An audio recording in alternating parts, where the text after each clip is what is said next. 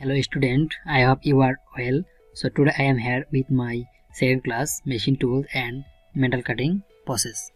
তো বাকি অংশটা দেখে নেই। প্রথমে আসি আছে মিলিং মেশিনে কি কি কাজ করা হয় সেটা হচ্ছে দেখেন গিয়ার কাটিং, এটা হবে স্লট কাটিং, তারপর হচ্ছে আমরা থ্রেড কাটিং এবং প্লেস সারফেস মেশিনিং। আচ্ছা, এরপর একটা গুরুত্বপূর্ণ প্রশ্ন সেটা হচ্ছে যে আপ মিলিং এবং ডাউন মিলিং বলতে কি বোঝো। আচ্ছা, প্রথমে আসি আপ মিলিং। মিলিং কাটা যেদিকে ঘুরে তার বিপরীত দিকে জব ফিট দিলে তাকে আপ মিলিং বলে। আচ্ছা, আমরা চিত্রটা দেখে নিই তাহলে বুঝতে পারবো যে এটা হচ্ছে আপ মিলিং এর চিত্র। দেখেন, অর্থাৎ কাটার যেদিকে ঘুরতেছে তার ফিট তার কি বিপরীত দিকে, তাহলে সেটাকে আপ মিলিং বলা হয়। আর ডাউন মিলিংটা তার বিপরীত, অর্থাৎ মিলিং কাটা যেদিকে ঘুরে জব ফিট সেদিকে দিলে সেটা হচ্ছে কি ডাউন মিলিং। দেখেন, জব মিলিং কাটার নিচে দিয়ে ঘুরতেছে, আবার জব ফিট কি একই দিকে দেওয়া হচ্ছে, সেটাই কি ডাউন মিলিং।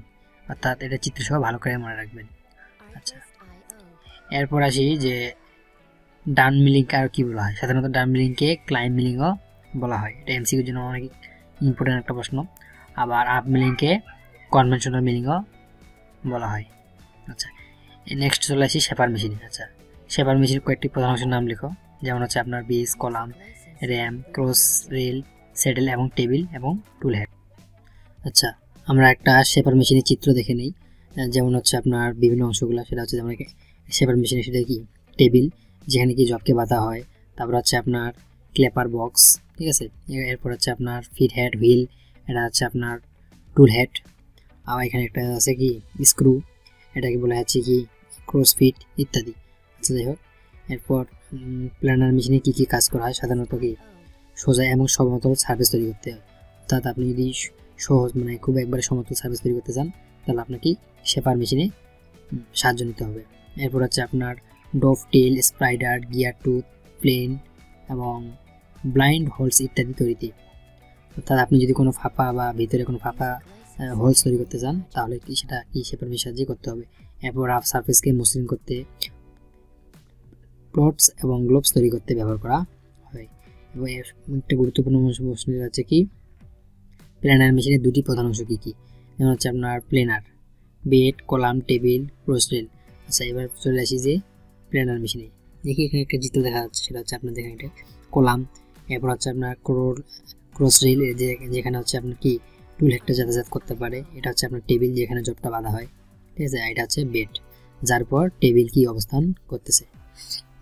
এরপর আসি যে প্ল্যানার মেশিন ব্যবহার। সাধারণত কী কী কাজে প্ল্যানার মেশিন ব্যবহার করা হয়, যেমন হচ্ছে আপনার হরাইজন্টাল বা ভার্টিক্যাল সারফেসকে সমতল করতে, কার্ভ সারফেস সমতল করতে, স্লটস এবং গ্লোবস তৈরি করতে, অ্যাঙ্গুলার সারফেস সমতল করতে এবং ডভটেল মেশিনিং করতে। আচ্ছা, এরপর চলে আসি যে শেপার এবং প্ল্যানার মেশিনের মধ্যে পার্থক্য। এটা আপনি যদি ভালো করে বুঝে থাকেন তাহলে নিজেই এটা লিখতে পারবেন যে কী কী পার্থক্য রয়েছে, ঠিক আছে। এরপর সব থেকে মানে গুরুত্বপূর্ণ একটা প্রশ্ন সেটা হচ্ছে যে কুইক রিটার্ন মেকানিজম কী। আচ্ছা, কুইক রিটার্ন মেকানিজম বলতে আচ্ছা এরপর আসি হচ্ছে কুইক রিটার্ন মেকানিজম কি। আচ্ছা, ইহা এক ধরনের যান্ত্রিক ব্যবস্থা যে ব্যবস্থায় মেশিনের একটি চলনশীল অংশ এক প্রান্ত থেকে অন্য প্রান্তে গিয়ে কার্য সম্পাদন করে দ্রুত আগের জায়গায় ফিরে আসে, তাকে কি বলা হয় কুইক রিটার্ন মেকানিজম বলা হয়। অর্থাৎ একটি সাধারণত এটা শেপার এবং প্ল্যানার মেশিন ব্যবহার করা হয়। অর্থাৎ যাওয়ার সময় যাইতে যে সময়টা লাগবে, যদি আমরা আসার সময় সেটা দ্রুত বা গতিটা যদি বেশি করে দিই তাহলে আমরা কি কম সময়ের মধ্যে অধিক সংখ্যক আমরা কি জব করতে পারবো। সো এই জন্য কি কুইক রিটার্ন মেকানিজম ব্যবহার করা হয়, এটা ভালো করে মনে রাখবেন। আচ্ছা, এরপর চলে আসি যে গ্রাইন্ডিং মেশিনের সংজ্ঞা এবং কী কী। গ্রাইন্ডিং হইলে ঘূর্ণনের সাহায্যে জবের ধাতু অপসারণ করে সমতল তল তৈরি করাকে গ্রাইন্ডিং বলে। অর্থাৎ সেটা কি ধাতু অপসারণ করে মসৃণ করাটাই হচ্ছে কি গ্রাইন্ডিং। আচ্ছা, আর যে মেশিনের সাহায্যে এই কাজ করা হয় সেটাকে গ্রাইন্ডিং মেশিন বলে, ঠিক আছে। আচ্ছা, এরপর দেওয়া আছে হচ্ছে বন্ডিং কি।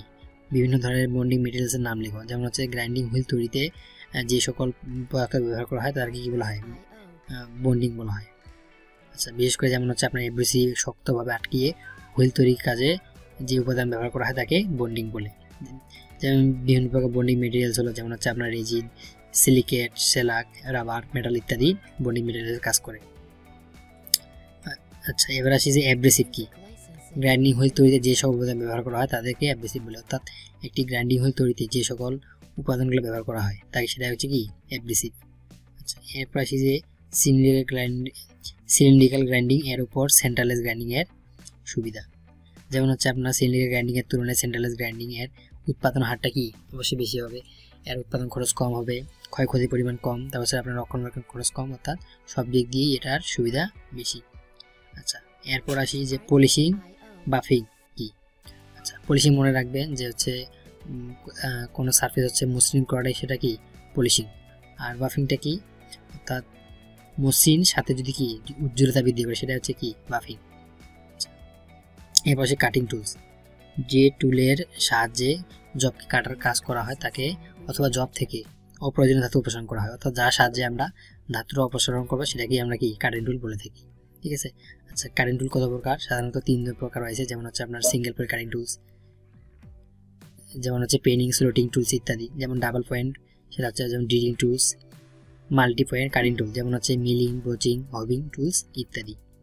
এরপর আসি হচ্ছে কাটিং টুলস মেটেরিয়াল কি, অর্থাৎ কাটিং টুলস যেগুলো আমি কর্তন করবো যে মেটেরিয়ালের তৈরি সেটা হচ্ছে কি কাটিং টুলস মেটেরিয়াল। অর্থাৎ বলা আছে কি যে সমস্ত পদার্থ দ্বারা কাটিং টুল তৈরি করা হয়, অর্থাৎ যে পদার্থ দিয়ে আমরা কাটিং টুল তৈরি করবো সেটা হচ্ছে কি কাটিং টুল মেটেরিয়াল। সাধারণত কী দ্বারা করা হয় কাটিং টুল তৈরি করা হয়? যেমন হচ্ছে আপনার ডায়মন্ড যদিও দামি খুব কম ব্যবহার করা হয়।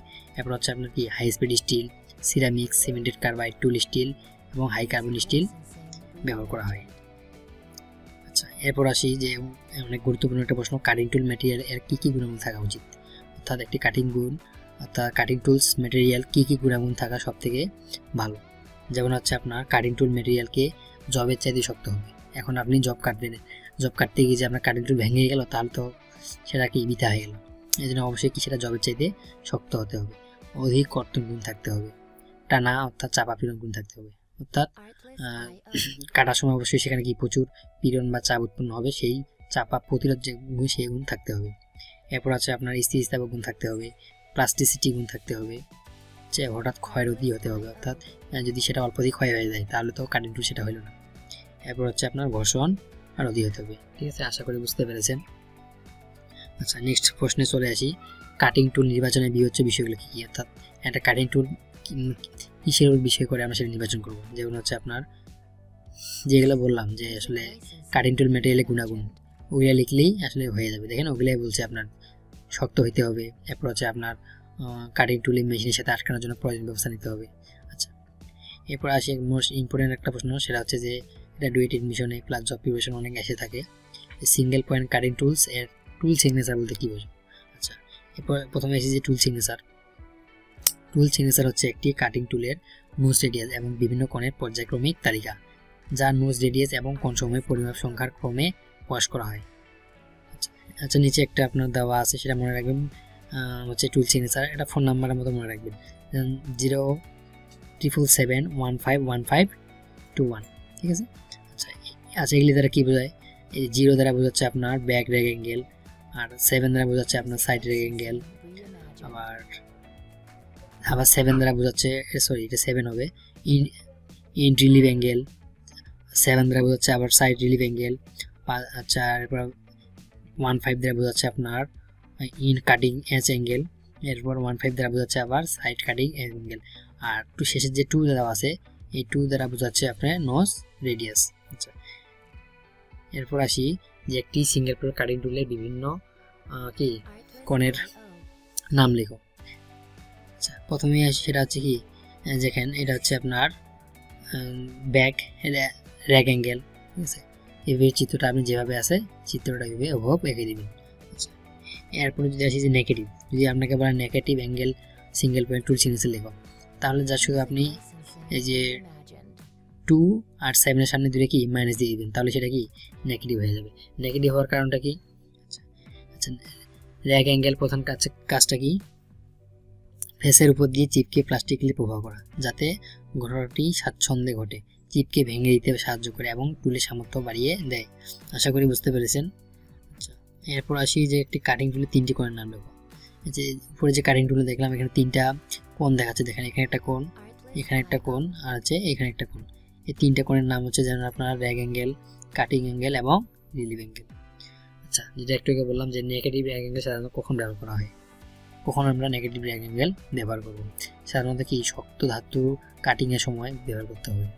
এরপর হচ্ছে আপনার কার্বাইড কাটিং টুলের সাহায্যে ধাতু কাটার সময় নেগেটিভ র্যাক অ্যাঙ্গেল ব্যবহার করা হয়। এরপর আসি টুল লাইফের সংজ্ঞা দাও। টুল লাইফ কি বলতে কি বোঝায়, অর্থাৎ একটি টুল কতদিন টিকবে, অর্থাৎ দেখে নেই কাটিং টুলকে পুনরায় ধারালো করার আগ পর্যন্ত সময়কেই টুল লাইফ বলে, অর্থাৎ যে পর্যন্ত আমাকে ধার দিতে হচ্ছে না সেটাই হচ্ছে কি তার টুল লাইফ। আচ্ছা, কোন কোন ফ্যাক্টর টুল লাইফকে প্রভাবিত করে, যেমন হচ্ছে আপনার কার্যবস্তু ভৌত ধর্ম, অর্থাৎ যে বস্তুটা আমরা কাটবো তার সেটা হচ্ছে কি ভৌত ধর্ম। কাটিং স্পিড, কি স্পিডে আমরা কাটতেছি, এরিয়া অফ কাট, কাটিং টুল আকৃতি। এরপর আসি তারপর হচ্ছে আপনার কাটিং টুলের মেটেরিয়ালস, কি মেটেরিয়ালসের ব্যবহৃত কাটিং ফ্লুইড, অর্থাৎ যে আমরা ফ্লুইডটা ব্যবহার করবো তার প্রকৃতি পরিমাণ কতটুকু আমরা দিচ্ছি তার উপর। এরপর আসে ওয়ার্ক পিস, কাটিং টুল এর মেশিনিং টুলের দৃঢ়তা, ফিট এবং ডেট অফ কাটের অনুপাত।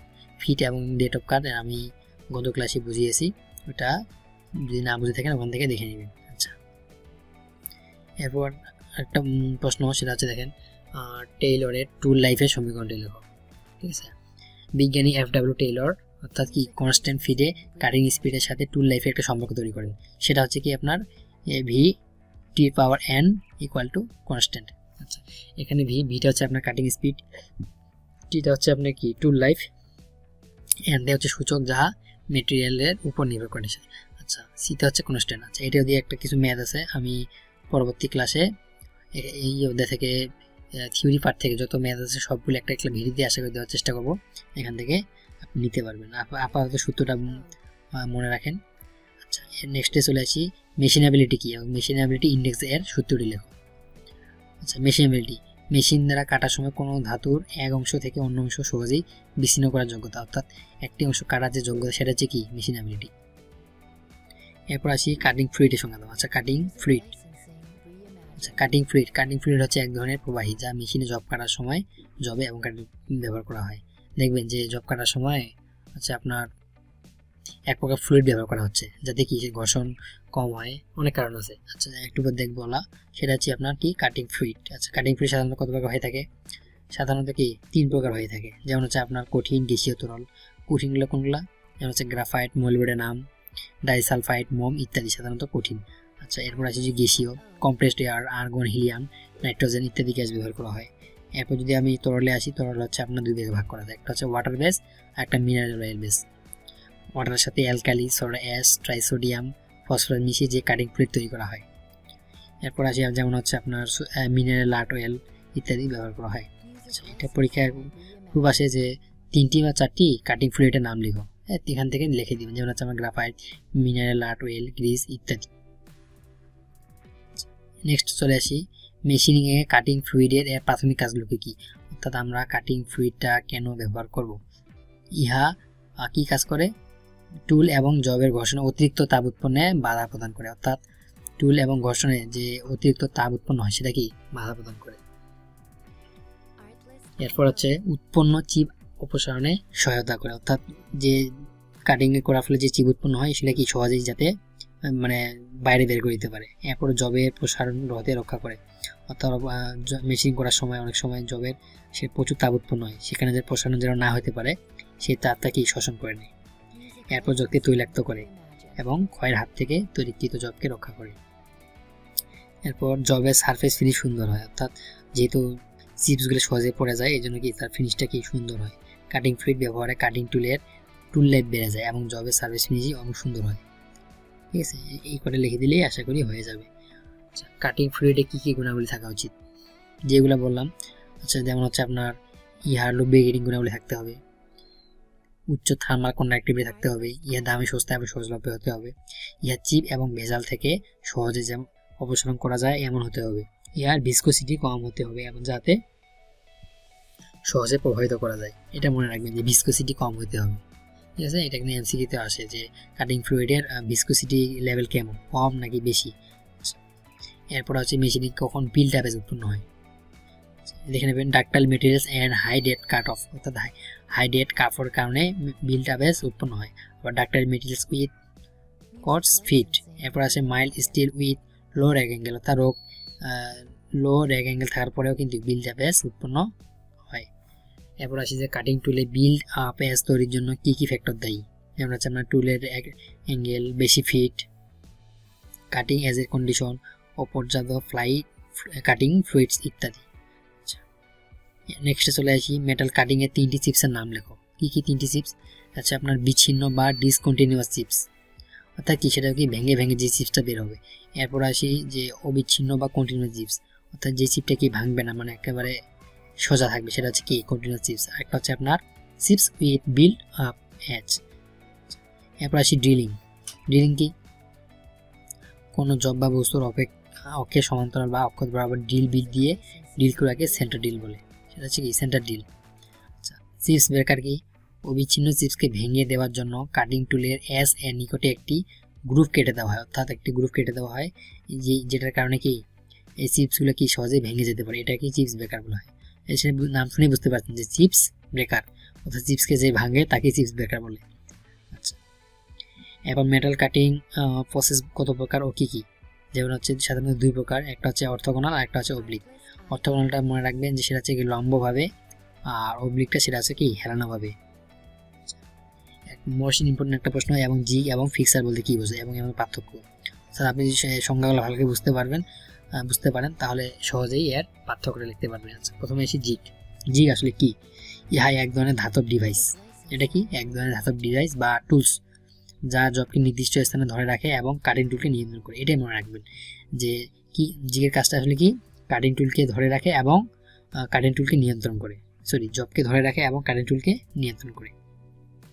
আর ফিক্সার কি? ফিক্সার হচ্ছে শুধু কি কাটিং টুল জবকে কি কার্যস্থানে সুদৃঢ়ভাবে আটকে রাখার জন্য যে ডিভাইস ব্যবহার করা হয়, এটা শুধু কাটিং টুলকে ধরে রাখবে, নিয়ন্ত্রণ করবে না। এটা হচ্ছে কি ফিক্সার। সাধারণত কোথায় ব্যবহার করা হয়? যেমন হচ্ছে আপনার টেবিল ভাইজ, লেগ, চাকি ইত্যাদি ব্যবহার করা হয়।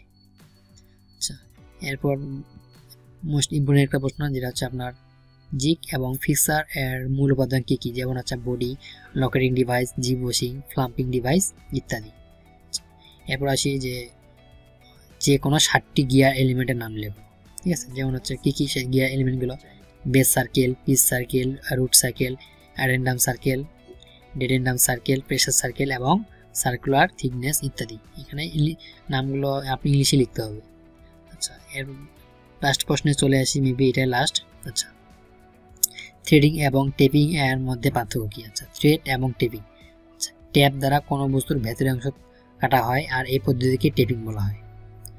যেমন হচ্ছে আপনার নাট, দেখেন